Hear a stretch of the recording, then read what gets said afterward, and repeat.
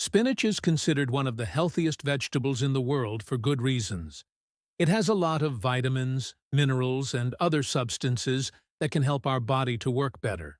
But like many foods, spinach also comes with some risks if it's not prepared or consumed correctly. So, let's talk about the health benefits of eating spinach, as well as who should avoid it and why. But before we dive in, please take a moment to subscribe and turn on notifications so that you do not miss out on future videos. And if you find this video helpful, please hit the like button below the video. Let's start by talking about the nutrients in spinach. It has a lot of vitamin K, which is important for blood clotting and bone health. 1 cup of cooked spinach has 468 micrograms of vitamin K, which is 58% of the recommended daily intake for adults. Vitamin K is also important for preventing osteoporosis and other bone diseases. Spinach also has a lot of vitamin A, which is important for vision, skin, and immune function. 1 cup of spinach has 57% of the RDA for vitamin A. Spinach also has a lot of vitamin C, which is an antioxidant that helps protect against cell damage and reduces inflammation. 1 cup of spinach has 26% of the RDA for vitamin C. Besides these 3 vitamins, spinach is also a good source of other nutrients, including magnesium, potassium, calcium, iron, and folate. It also has a lot of antioxidants and other substances that can help reduce inflammation and protect against chronic diseases. Next, let's talk about the benefits of eating spinach. First, spinach can help improve bone health. The high levels of vitamin K and calcium in spinach can help strengthen bones and reduce the risk of fractures. Studies have shown that people who eat more spinach have stronger bones and are less likely to break their bones. Second, spinach can help lower the risk of cancer. The antioxidants and other compounds in spinach can help protect against cell damage and reduce inflammation. Chronic inflammation has been linked to the development of cancer, so reducing inflammation may help lower cancer risk. Some studies have also shown that people who eat more spinach have a lower risk of developing certain types of cancer, such as stomach cancer and breast cancer. Third, spinach can help improve eye health. The high levels of vitamin A and other antioxidants in spinach can help protect against age-related eye diseases such as macular degeneration and cataracts. Studies have shown that people who eat more spinach are less likely to develop these eye conditions. Fourth, spinach can help support healthy blood sugar levels. Spinach is a low glycemic index food, meaning that it does not cause rapid spikes in blood sugar levels. This can be beneficial for people with diabetes or those who are at risk for developing the condition. Some studies have also shown that the antioxidants in spinach can help improve insulin sensitivity and lower the risk of developing type 2 diabetes. Fifth, spinach can help promote healthy blood pressure levels. The high levels of potassium and nitrates in spinach can help relax blood vessels and improve blood flow. This can lead to lower blood pressure levels, which is important for overall heart health. Studies have shown that people who eat more spinach have a lower risk of developing high blood pressure and other heart conditions. Now let's talk about who should avoid spinach and why. First, people with kidney stones should avoid spinach or consume it in moderation. Spinach is high in oxalates, which are compounds that can bind to calcium and form kidney stones. People with a history of kidney stones are already at increased risk for developing new ones, so it's important to avoid foods that could make the problem worse.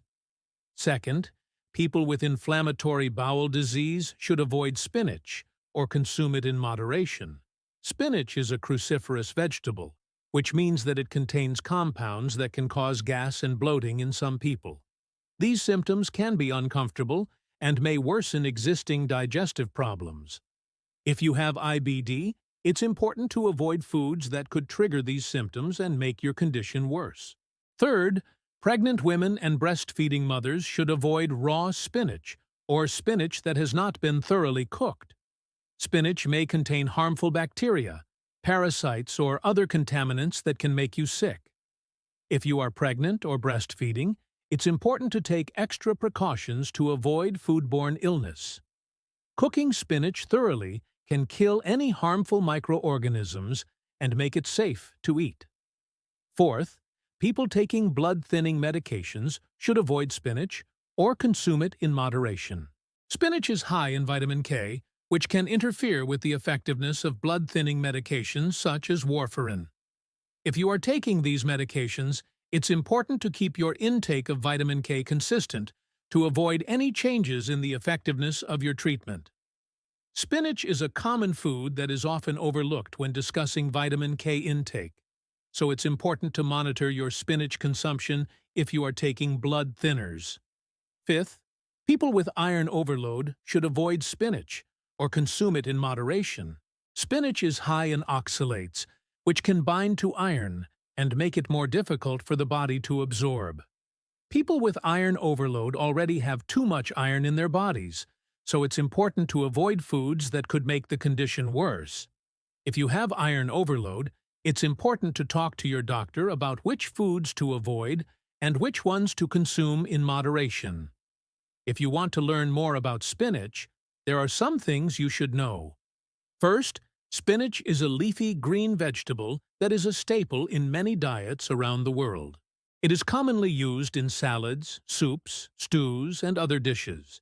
Spinach is available fresh, frozen, or canned, making it a convenient and versatile ingredient to have on hand. When selecting spinach, look for fresh leaves that are firm, crisp, and free of wilting or discoloration. Frozen and canned spinach should be stored properly to prevent thawing or bacterial growth. Spinach should be washed thoroughly before consumption to remove any dirt or contaminants. This can be done by rinsing the leaves under running water and gently scrubbing them with your hands or a soft brush. Spinach can be eaten raw or cooked. Raw spinach is often used in salads or as a wrap for sushi or sandwiches. Cooking spinach can help soften its texture and enhance its flavor. It can be steamed, boiled, sautéed, or grilled. However, it's important not to overcook spinach, as this can cause it to become wilted and nutrient-depleted. There are some tips for storing and handling spinach. Fresh spinach should be stored in the refrigerator and consumed within a few days. To prolong its shelf life, you can store it in airtight containers or plastic bags to prevent wilting and discoloration. Frozen and canned spinach should be stored according to the manufacturer's instructions. Always thaw spinach thoroughly before consuming it and never refreeze it. Spinach can be washed and chopped ahead of time and stored in airtight containers in the refrigerator for up to 3 days. When cooking spinach, it's best to cook only what you need and avoid overcooking it. Leftover cooked spinach can be stored in airtight containers in the refrigerator for up to 3 days, but its quality and nutrient content will degrade over time. Some recipes that include spinach are creamed spinach, a classic side dish made by cooking spinach, then combining it with butter, cream, or milk, and seasoning it with salt and pepper.